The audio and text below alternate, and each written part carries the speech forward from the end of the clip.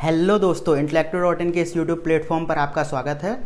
और हम लोग चर्चा कर रहे थे समीक्षा अधिकारी मुख्य परीक्षा में पूछे जाने वाले अपठित गद्यांश के संदर्भ में। और हम लोगों ने अभी तक की वीडियोज़ में ये समझ लिया था कि अपठित गद्यांश होता क्या है, उसके शीर्षक का चयन कैसे किया जाता है, उसका सारांश कैसे लिखा जाता है।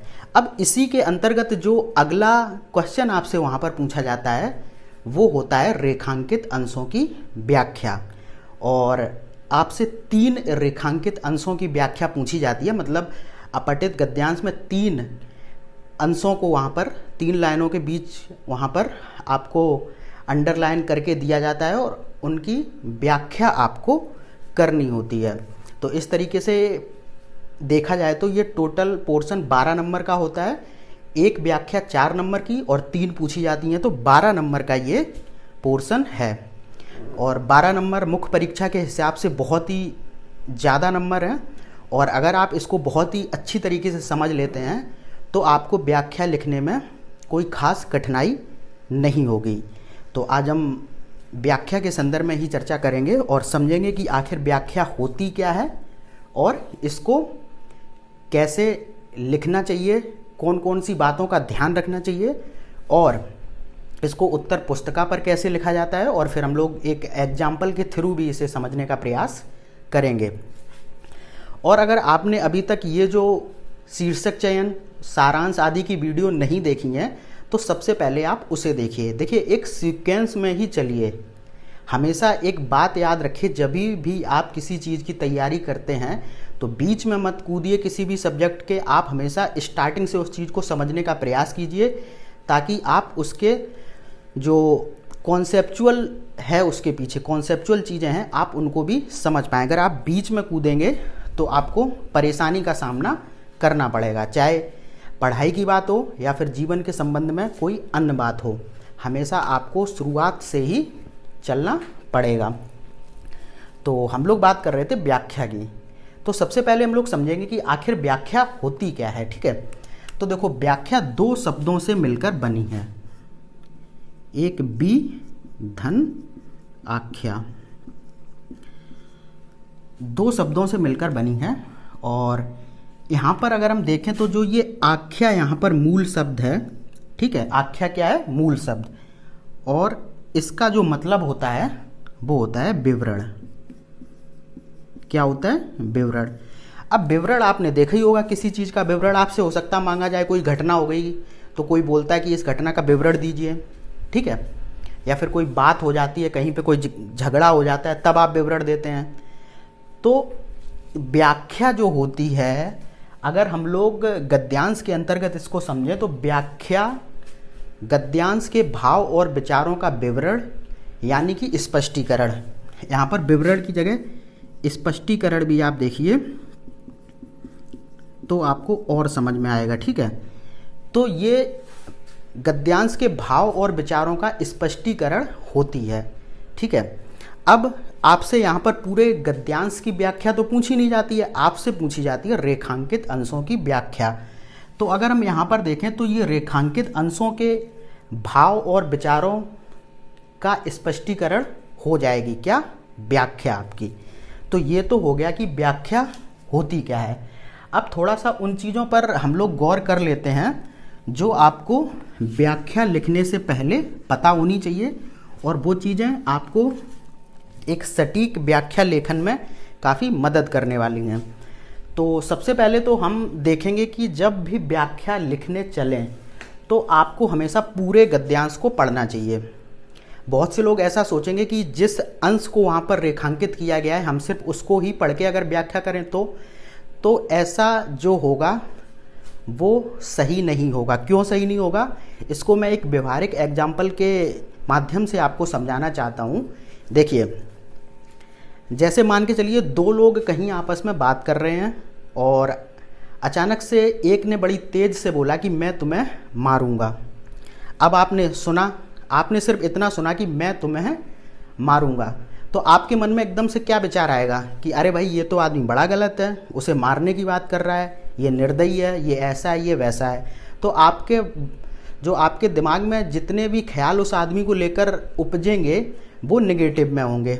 ठीक है, आप उसके थ्रू तुरंत एक निगेटिव सोच बना लेंगे, लेकिन आपने पूरा सीन तो देखा ही नहीं कि किस संदर्भ में ये कहा गया है कि मैं तुम्हें मारूंगा। अब देखिए हो क्या सकता है, हो सकता है ये हुआ हो वहाँ पर कि वो दोनों आपस में दोस्त हों, ठीक है, और कोई अपनी बात को हंसी मजाक में कह रहे हो और अचानक से उसने एक ने दूसरे से व्यंग्यात्मक रूप में कह दिया कि मैं तुम्हें मारूंगा। तो अब देखिए यहाँ पर पूरा सीन ही बदल गया। ठीक है, पहले ऐसा लग रहा था कि ये आदमी निर्दयी है, लेकिन जब ये बात आपको पता चलेगी तब आपको पता चलेगा कि नहीं, ये तो बात एक व्यंग्यात्मक रूप में कही गई है। तो अब आप मेरी बात का मतलब समझ चुके होंगे। तो यहाँ पर अगर आप भी यही करेंगे कि आप पूरे गद्यांश को ना पढ़कर सिर्फ रेखांकित अंश को पढ़कर और उसके भाव विचारों को समझ कर व्याख्या लिखने का प्रयास करेंगे, तो ये हो सकता है कि आपके गद्यांश के भाव विचारों से प्रासंगिक ना हो। इसीलिए आपको पूरे गद्यांश को पहले पढ़ना है, उसके बाद आपको जो रेखांकित अंश हैं उनके ऊपर फोकस करते हुए उसके भाव विचारों के अनुरूप अपनी व्याख्या को लिखना है। तो ये तो बात हो गई कि आपको पूरा गद्यांश पढ़ना है, उसके बाद रेखांकित अंशों को फोकस करके व्याख्या करनी है। ठीक है, अब दूसरी बात आपको क्या याद रखनी है कि वहाँ पर आपसे 3 व्याख्या पूछी जाएंगी। ठीक है, तो तीनों को आपको यथाक्रम में, जैसे मान के चलिए ये कोई वो है गद्यांश, ठीक है, इसमें इस लाइन को वहाँ पर रेखांकित किया गया है, फिर इसको किया गया है, ठीक है, फिर इसको। तो आपको क्या करना है, अपनी उत्तर पुस्तिका में इसी यथाक्रम में अपनी व्याख्या को लिखना है। पहले आप इसको लिखेंगे, फिर इसको, फिर इसको। ऐसा नहीं करेंगे कि आपने इसको पहले लिख दिया, फिर इसको लिख दिया, फिर इसको, तो ये आपका गलत हो जाएगा। तो व्याख्या आपको यथाक्रम में ही करनी है। तो दूसरी चीज़ तो ये हो गई। अब तीसरी चीज़ क्या है, वो मैं आपको सारांश लेखन के दौरान भी बता चुका हूँ कि लेखक जिस बात को प्रत्यक्ष रूप से कहेगा आपको उसे परोक्ष कथन के रूप में लिखना है, और दूसरा कि आपको उत्तम पुरुष शैली में लिखी हुई किसी भी बात को अन्य पुरुष शैली में वहाँ पर लिखना है। तो दो ये चीज़ें भी आपको याद रखनी है, दो, कि प्रत्यक्ष को परोक्ष और उत्तम को अन्य पुरुष में। तो एक तो बात ये हो गई। अगली बात क्या है कि जो गद्यांश के मूल शब्द हैं, ये बात मैंने आपको सारांश लेखन के दौरान भी बताई थी, फिर से बताता हूँ कि जो गद्यांश के मूल शब्द हैं आपको अपनी व्याख्या में उन शब्दों को प्रयोग नहीं करना है या फिर कम से कम करना है। उनकी जगह किनका प्रयोग करना है, उनके पर्याय का, उनके समानार्थी शब्द का। ठीक है, और व्याख्या के दौरान एक चीज़ हमेशा याद रखिए कि व्याख्या को मैंने अभी बताया कि ये गद्यांश के या फिर रेखांकित अंश के भाव विचारों का स्पष्टीकरण होता है। तो स्पष्टीकरण के दौरान हमेशा सीधे साधे सरल शब्दों का प्रयोग आपको करना है, कोई बहुत ज़्यादा कठिन क्लिष्ट शब्दों का प्रयोग आपको नहीं करना है, क्योंकि जब आप स्पष्टीकरण करेंगे तो स्पष्टीकरण हमेशा सरल भाषा में होना चाहिए, या कोई विवरण देंगे तो वो सरल भाषा में होना चाहिए, जिससे कि चीज़ें लोगों तक बड़ी आसानी से पहुंच पाएँ। ठीक है, तो ये तो बात हो गई कि आपको मूल शब्दों का प्रयोग नहीं करना है। उसके बाद क्या है कि जब आप व्याख्या में लेखक के भाव और विचारों का स्पष्टीकरण देंगे तो आप अपनी बात को और ज़्यादा स्पष्ट या फिर अपनी बात की पुष्टि करने के लिए आप उदाहरण, ठीक है, किसी काव्य पंक्ति, ठीक है, किसी मुहावरे, ठीक है, या फिर किसी तर्क का भी प्रयोग कर सकते हैं। समझ गए? जैसे किसी भी बात को आपको प्रूव करना है तो आप कोई भी वहाँ पर कथन या फिर मुहावरे का प्रयोग या फिर उदाहरण का प्रयोग आप कर सकते हैं, इसके लिए कोई मनाही नहीं है। ठीक है, अब एक चीज़ और समझ लेते हैं कि व्याख्या के लिए शब्द सीमा क्या है। ठीक है, अभी तक तो आप देखते आए, सारांश में भी आपने देखा था कि एक शब्द सीमा होती थी, शीर्षक में भी आपने देखा था एक शब्द सीमा थी। अब आपके दिमाग में एक मुद्दा उठ रहा होगा कि आखिर व्याख्या कितने शब्दों में करनी चाहिए। तो देखो, जो व्याख्या होती है उसके लिए कोई भी निश्चित शब्द सीमा नहीं है। इसके लिए आपको बस एक चीज़ अपने दिमाग में रखनी है कि आपको उतने शब्दों में व्याख्या करनी है जो लेखक या फिर रेखांकित अंशों के भाव विचारों को दर्शाने के लिए पर्याप्त हो।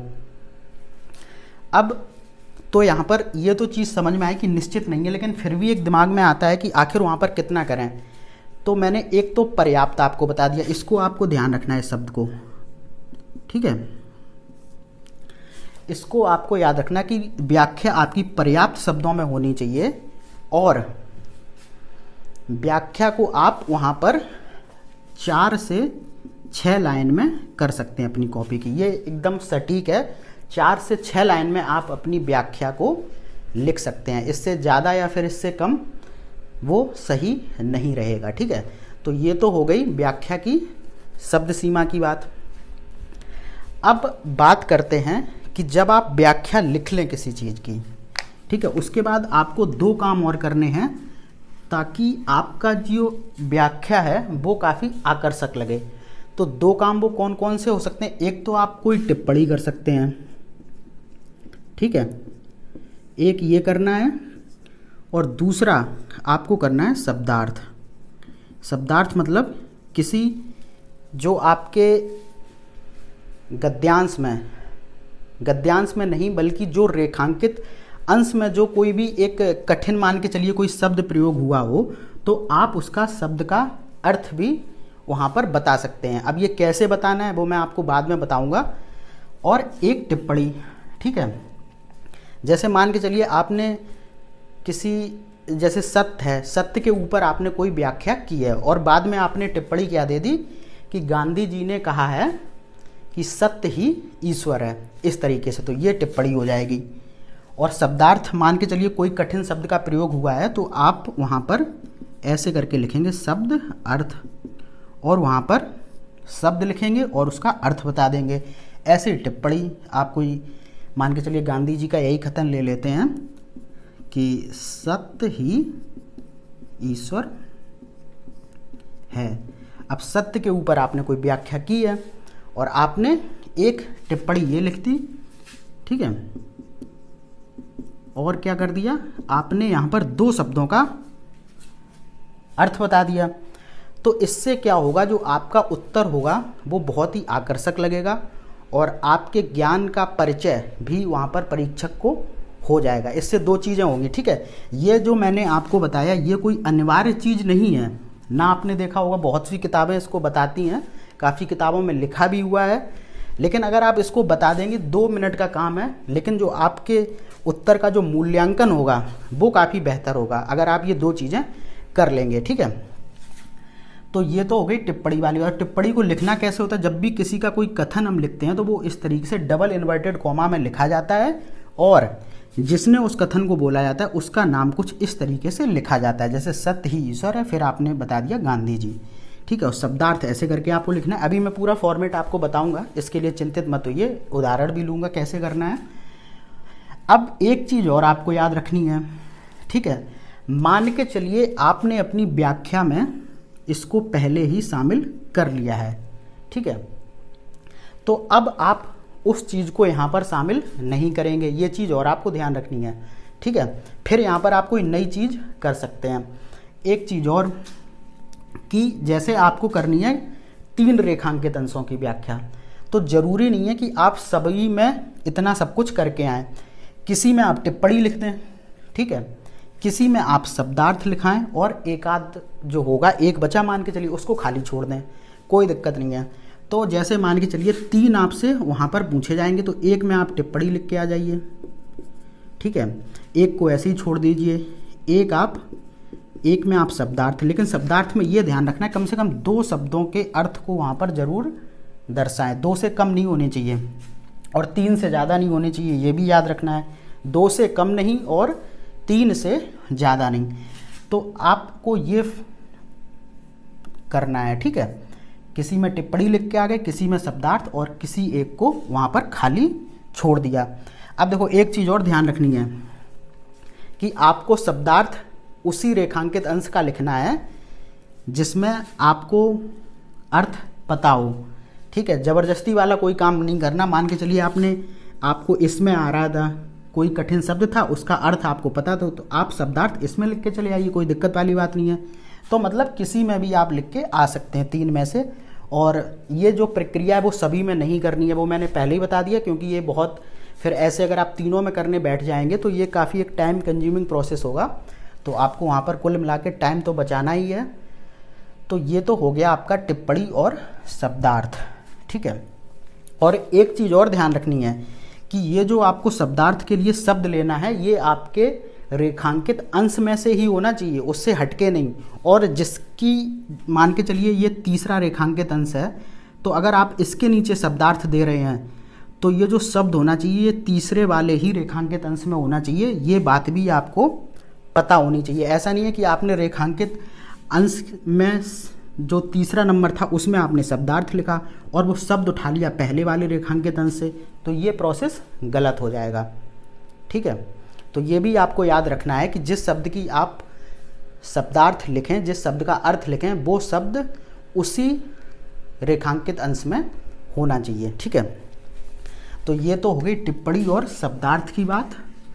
अब देख लेते हैं हम लोग एक उदाहरण मैं आपके सामने लेके आया हूँ। अपना ये जो गद्यांश है वो वही है जिसको मैंने सारांश लेखन के दौरान आपको बताया था, ठीक है। तो मैं इसको पढ़ता हूँ, ठीक है। तो अब आप सुनिए आराम से। उद्देश्य प्राप्ति में यह परम आवश्यक है कि आप अपने शारीरिक और मानसिक बल को अधिकतम प्रयोग में लाएं। इसी लाइन को रेखांकित किया गया है, ठीक है। किसको? उद्देश्य प्राप्ति में यह परम आवश्यक है कि आप अपने शारीरिक एवं मानसिक बल को अधिकतम प्रयोग में लाएं। पराश्रित बैठने वाले कभी सफल नहीं होते हैं।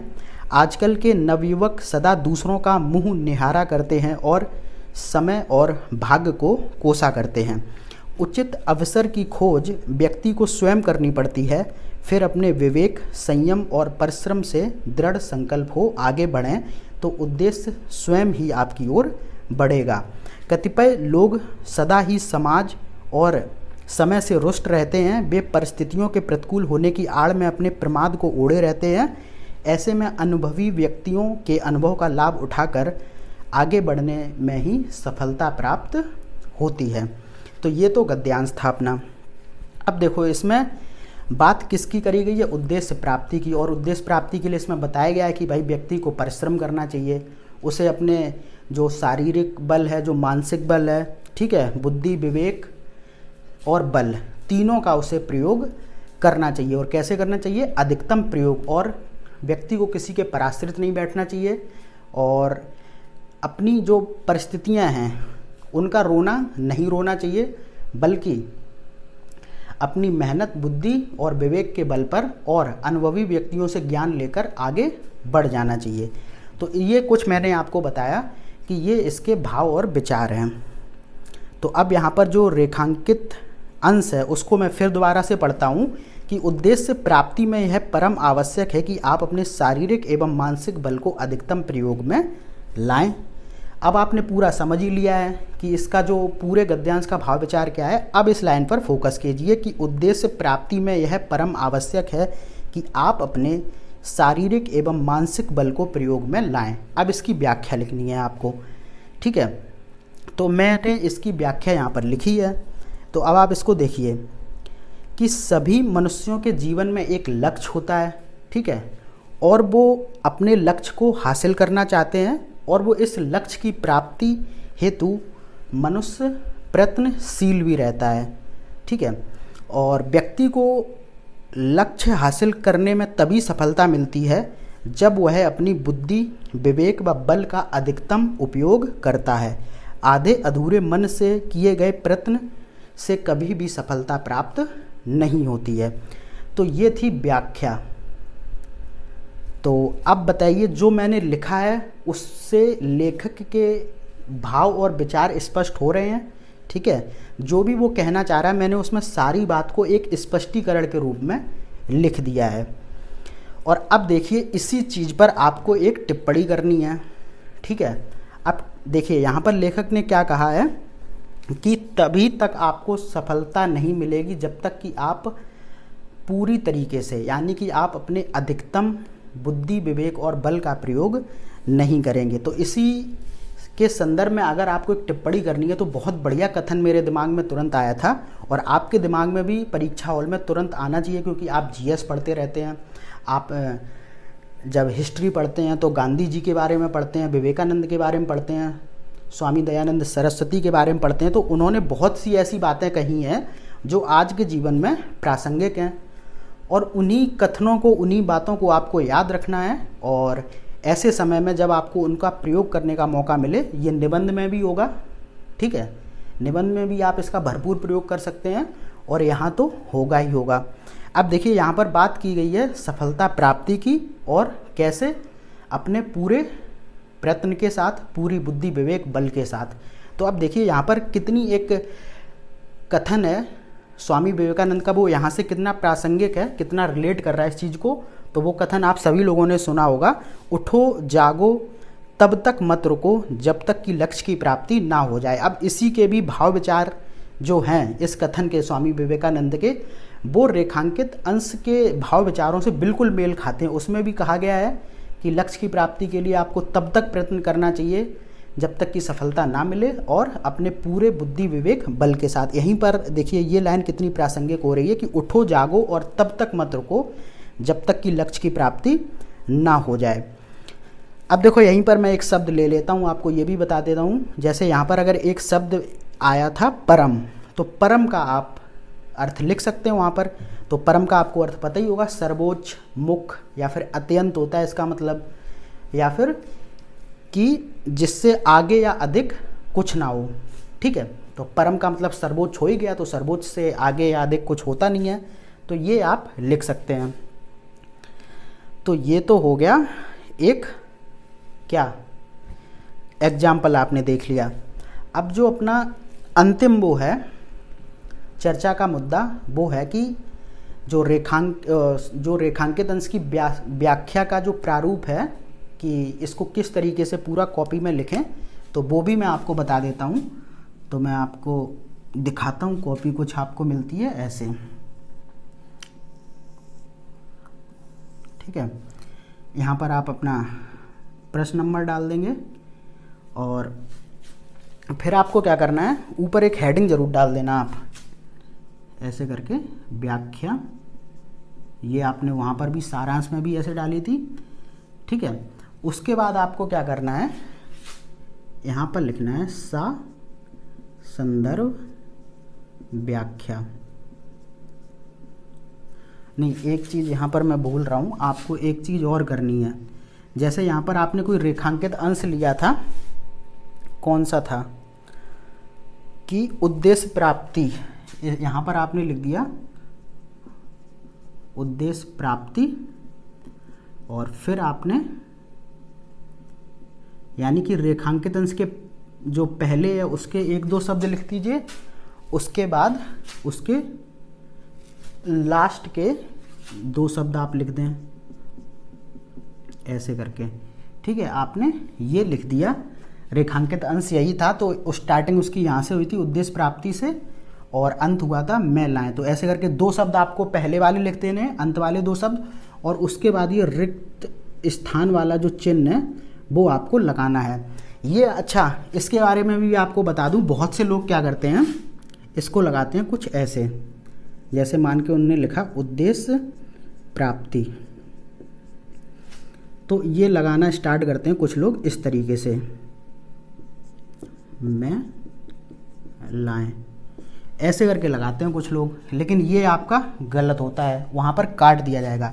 देखो जो रिक्त स्थान के लिए जो चिन्ह होता है वो शब्द के पाद प्रदेश, यानी कि जो ये वाला होता है, पाद मतलब पैर, ठीक है। तो ये शब्द के पैर कहाँ पर होंगे, नीचे।